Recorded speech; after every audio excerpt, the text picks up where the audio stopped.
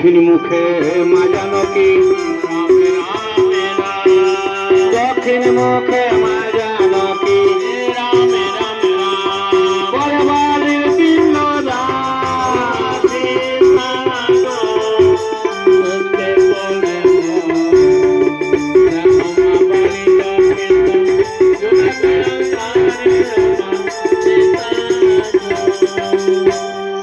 দক্ষিণ মুখে মা জানকী করে বালির পিণ্ডদান, আর উত্তর মুখে মহারাজা বালির পিণ্ড চান,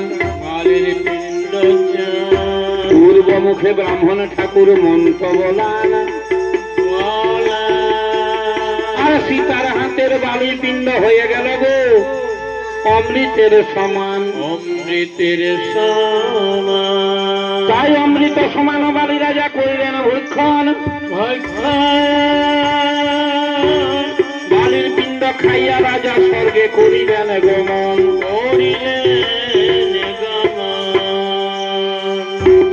মাগো রাজা দশরথ বালির পিণ্ড খেয়ে স্বর্গ লাভ করলেন, স্বর্গে চলে গেলেন। এইদিকে কি হয়েছে মা? কিছুক্ষণ পরে রাম লক্ষণ কুটিরে ফিরে এলেন। যে না রাম লক্ষণ কুটিরে ফিরে এসেছেন, মা জানকী সীতা তখন কি করলেন? মা জানকী একটা পলাশ পাতার দোনা তৈরি করে ওই ফলগুলো থেকে জল নিয়ে এসে মা আমার প্রভু চরণ দুটো ধুয়ে দিচ্ছেন। মা যেই না প্রভু চরণ দুটো ধুতে গেছেন, এমন সময় কি হয়েছে গো, মায়ের অঙ্গের বসন ভিজা, ওই ভিজা বসন প্রভুর অঙ্গে থেকে গেল।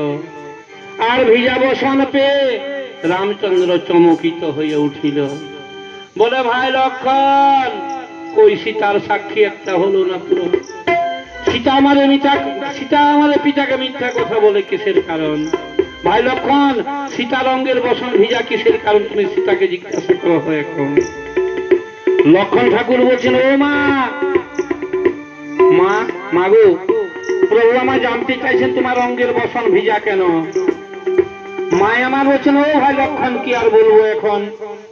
তোমরা যখন মুনিরে পালাতে কইলে গমন, কিছুক্ষণ পরে শ্বশুর মহাশয় এসে দিলেন দর্শন। এসে পরে আমার কাছে বালির পিণ্ড খেয়ে স্বর্গে করেছেন আরোহণ। ও ভাই লক্ষণ, আমি আমার শ্বশুর কুলে বালির পিণ্ড দান করেছি, তাই ভিজা বসন এখন। রামচন্দ্র বলছেন, সে কি রে ভাই লক্ষণ? যে মহারাজা ক্ষীরসর নবনীতে করিতেন পারণ, সেই মহারাজা করে গেল সীতার হাতে বালির পিণ্ড গ্রহণ। মিথ্যা কথা। সীতা আমাদের পিতাকে মিথ্যা কথা বলে। মায় আমার বলছে, না গো না, কেন মিথ্যা কথাই আমি কব প্রভুর কাছে? আর দিয়েছি বালির পিণ্ড, তার সাক্ষী আছে, আরে সাক্ষী আছে। সাক্ষী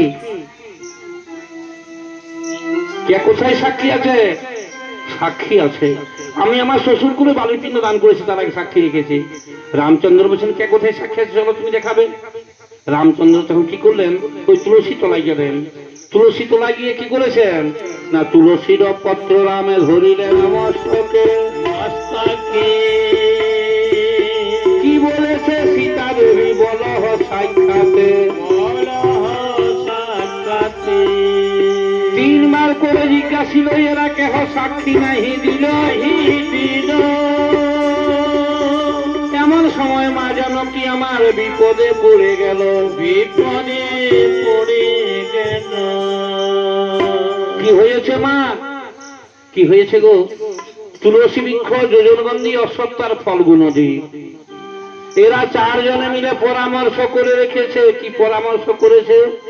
এরা পরামর্শ করে রেখেছে, আমরা যদি সত্যি সাক্ষী না দিই, রাম সীতাহারা হবে, আর রাম যদি সীতাহারা হয়, আমরা হব রামের সেবা দাসী।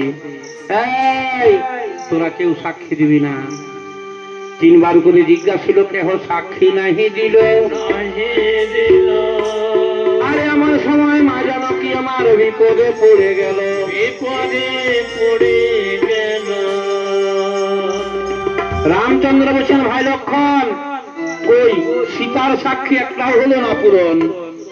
তবে সীতা আমাদের পিতাকে মিথ্যা কথা বলে কিসের কারণ? মায় আমার বলছে না গো না, কেন মিথ্যা কথায় আমি কব প্রভুর কাছে? শ্বশুর কুলে দিয়েছি বালির পিণ্ডে, আমার আর একটা সাক্ষী বাকি আছে। রামচন্দ্র বলছেন বারে বারে সাক্ষী, বারে বারে সাক্ষী সীতা যদি না হয় পুরাণ, এই মাত্র তোমায় আমি করিব বর্জন। মায় আমার ওই বল গাছের তলায় গিয়ে বলছেন আরে আরে ও বাটা বৃক্ষ, সত্যি সাক্ষী দিয়া তুমি আমায় কিনিল, যেবা সত্যি সাক্ষী নাহি দেবে সপ্তম পুরুষ তারা নরকেতে রবে। এই কথাটা শোনা মাত্র বট গাছ কি করেছে মা? আগা বটা বৃক্ষ পড়ে গিয়া নারায়ণের পায়, বটা বৃক্ষ পড়ে গিয়া নারায়ণের পায়। আর এসেছিলেন তব পিতা শুনেন দয়াময়, এসেছিলেন তব পিতা শুনেন দয়াময়, বটা বৃক্ষ পড়ে গিয়া নারায়ণের পায়। তাই বট বৃক্ষের কাছে সাক্ষী পেয়ে রামী আমার চৈতন্য হইল, আর ধন্য ধন্য বলি সীতারে পরশ করিতে নাগিল, পরশে করিতে নাগিল। বলে ধন্য রে জানকী, কহিলেন জানকী রাম কহেন ধন্য রে জানকী।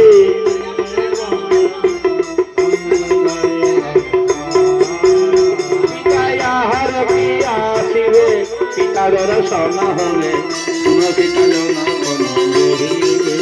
পিতা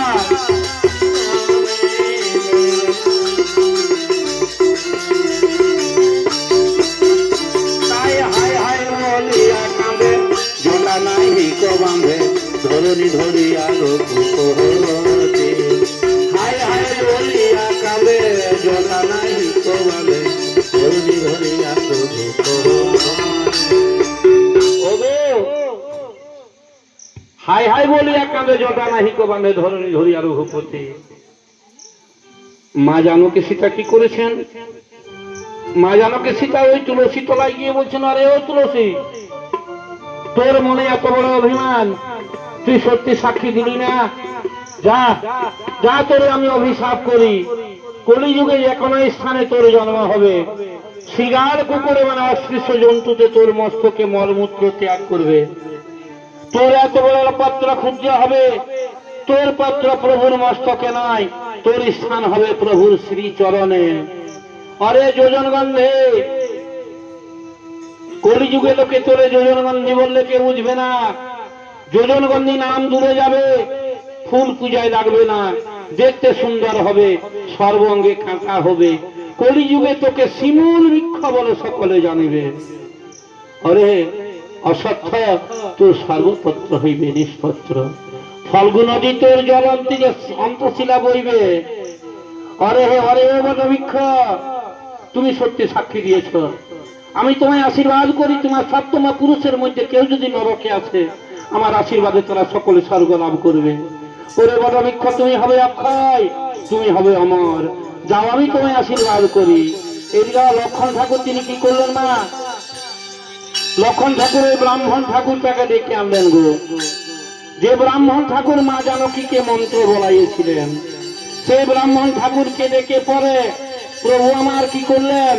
প্রভু যে সকল সামগ্রীগুলো মাগন করে এনেছিলেন, সেই সকল সামগ্রী নিয়ে প্রভু রাম জানকী সীতা লক্ষণ তারা তিনজনে আবার গয়া ধামে পুনরায় পিতার নামে পিণ্ডদান আরম্ভ করলেন। তখন জয় রাম হে জয় রাঘব হে জয় রাম হে জয় রাঘব হে রাম রাঘব রাম হে রাম রাঘব রাম হে রাম হে জয় রাঘব হে রাম হে জয় রাঘব হে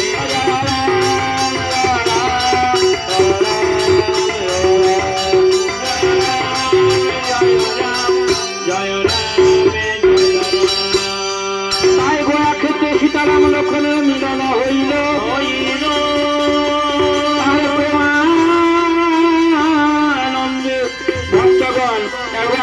হরি হরি বলো, হরি হরি বল। সরে ছেড়ে রমন করে বীর পাবনা সন্তান, তার পুনঃ আসরে বীর হইয়া অধিষ্ঠান। বলো সিয়াপতি রামচন্দ্র কি,